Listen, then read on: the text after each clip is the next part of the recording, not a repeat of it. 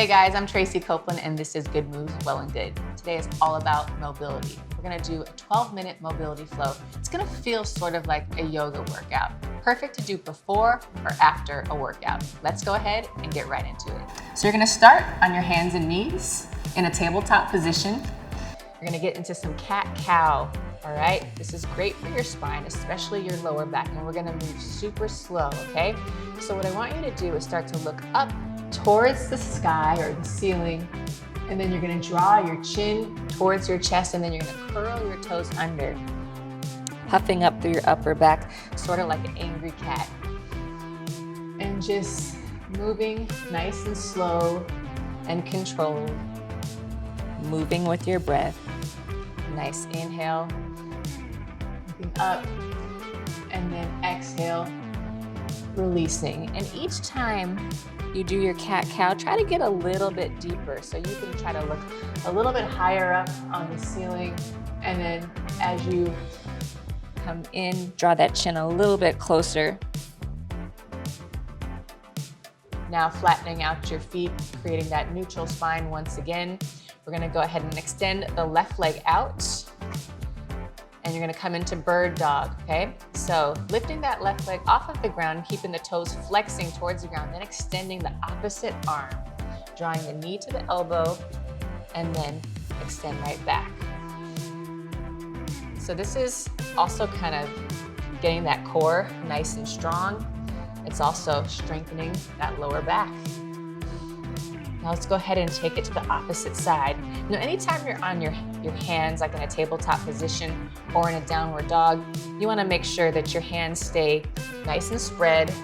That's gonna help protect your wrists. And you wanna keep your elbows nice and soft, so you're not hyperextending throughout your body. All right, let's take it back to that tabletop position. We're just gonna go ahead and curl the toes under. Send yourself into downward facing dog, so that upside down V position, looking towards your belly button. And then you're gonna go ahead and shift into high plank in sort of this modified upward facing dog, holding here for a moment, relaxing the shoulders and then taking all the way back. So notice how my knees never touch the ground. I look up, I shift a little bit forward, and then I take it back.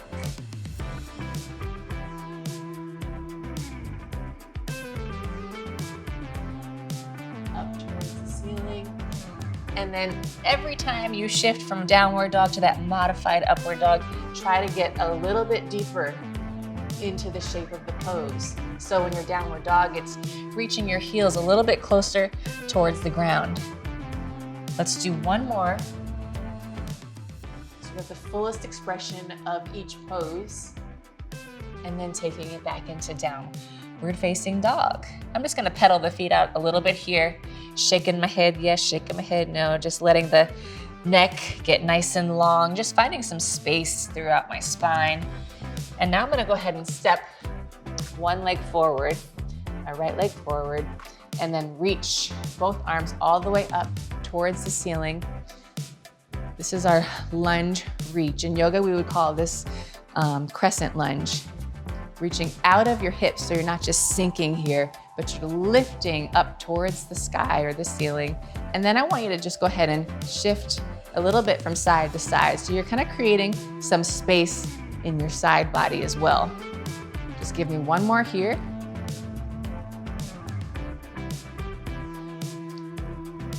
Lower your hands down.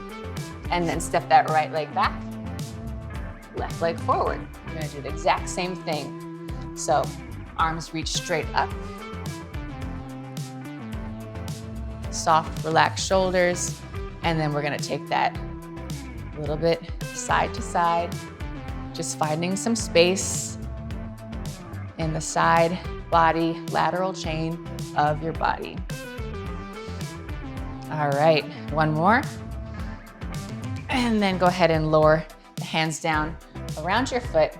Now what I'm gonna do is I'm gonna step forward towards the top of my mat. I'm gonna come into a nice little sumo squat. Now this is a tough one for me because I have limited mobility on my right knee. But if you can, I would just go ahead and just get your seat close to the ground and use your elbows to kind of help open up those hips, finding some space in your chest. Now, I'm about as wide as my mat here. You can go as wide or narrow as you need to. And as you get more comfortable here, you can let your hands release. Or if this is really uncomfortable for you, you can also put like a little pillow underneath your hips or even a yoga block. That's something that I always do if I want to modify and I don't feel like I have a lot of joint mobility. Okay, so this is great for the hips, great for some mobility, also in the knees. All right, I'm gonna go ahead and take myself to a seated position. We're gonna go into 90-90s, all right? So my feet are about as wide as the mat. I'm gonna bring my hands behind my hips. I wanna try to make sure my legs are about a 90-degree angle, and I'm just gonna go ahead and turn and then lower my chest towards that front shin. And then without bringing my hands to the ground, I twist also. So just going from side to side, creating some space. This is really great for working on some hip mobility. Great to do after a long run. Keeping that 90-degree angle. Let's do one more. Lowering that chest down and then come right back to center. All right, now we're gonna go ahead, come onto your knees. You're gonna go ahead and extend one leg out nice and long, and this is gonna help stretch out those inner thighs. So I'm gonna flex my back foot and then just keep rocking myself forward and backwards, kind of creating some space in my inner thighs. And notice how my opposite foot is planted on the ground. Now let's go ahead and take it to the opposite side. Shifting. Now you might notice that one side's gonna feel a little bit easier. That's just how we are as people. We're not perfectly symmetrical beings. I'm right-handed, so my right leg is gonna be a little bit stronger, but I sometimes feel like I have more flexibility and mobility on the left side. So something to be aware of, something that you might need to push one side a little bit more than the other. All right, let's go ahead and make our way towards the front of the mat. We're gonna get back into that lunge position, right leg. This time I'm just gonna go ahead and take a little bit of a trunk rotation. So notice how my hips stay in the same plane. I don't let my hips open. The only thing I'm letting is my shoulder come back, and I'm allowing myself to twist. This is just kind of creating some space throughout your torso. Let's do one more, and then let's take it to the opposite side. And this is less about sinking into that hip joint as it is, you can stay right here, and that's perfectly fine. This is more about creating some space in your upper body. So this could be a great warm-up if you were doing a med ball workout, or doing some twists with some weight, throwing some weight against the wall, especially med ball, slams, a lot of rotation. Or if you're about to go play tennis, this is great as well. All right, now we're gonna make our way all the way to the ground. This one is gonna feel pretty relaxing, one of my favorites. So if you ever have any back tension or back pain, this is a movement that is perfect for you. So I'm gonna work my way all the way down to the ground, hug my knees into the chest, and I'm gonna rock a little bit side to side at first. And then I'm gonna go ahead and just roll up and down. Now what I wanna make sure that I'm doing here is that I'm rolling on my upper back all the way down to my lower back.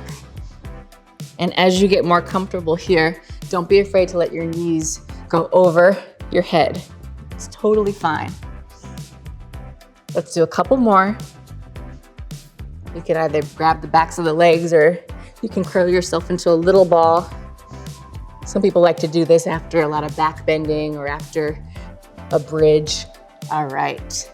Now we're gonna go ahead and take yourself into reclining spinal twist. So I'm gonna take my left leg nice and long, hug my right knee into the chest, and then take the leg across nice and slow, looking over the opposite arm, getting a nice twist in your body, relaxing that back shoulder, not forcing anything.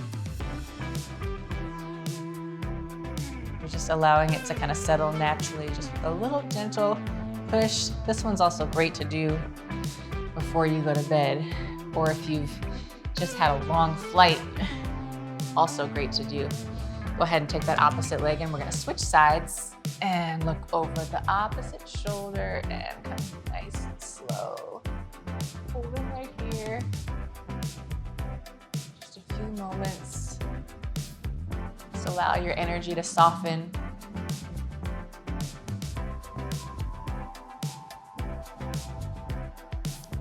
Allow your energy to soften. And with every breath, allow yourself to get a little bit deeper into the shape of the pose. We're gonna come back center, rock our way into tabletop position. We're gonna take child's pose here for a moment, extending the arms out in front of you, bringing the forehead towards the ground. And I'm just gonna walk my hands towards the left side of the mat, taking a nice little reach here, just stretching out the side body, that lateral chain. And then just breathe into that right side. Now let's take it to the opposite side.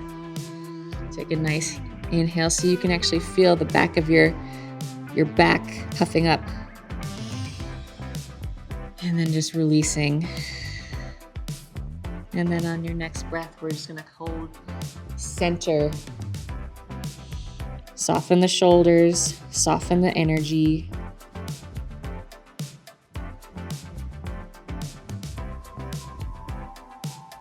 All right, now let's go ahead and slowly come out of that. Hopefully you're feeling a little bit more relaxed, ready to work out, or ready to cool things down. Thanks so much for joining. Once again, my name is Tracy Copeland. This was Good Moves with Well and Good. You want more good moves? Subscribe to Well and Good today.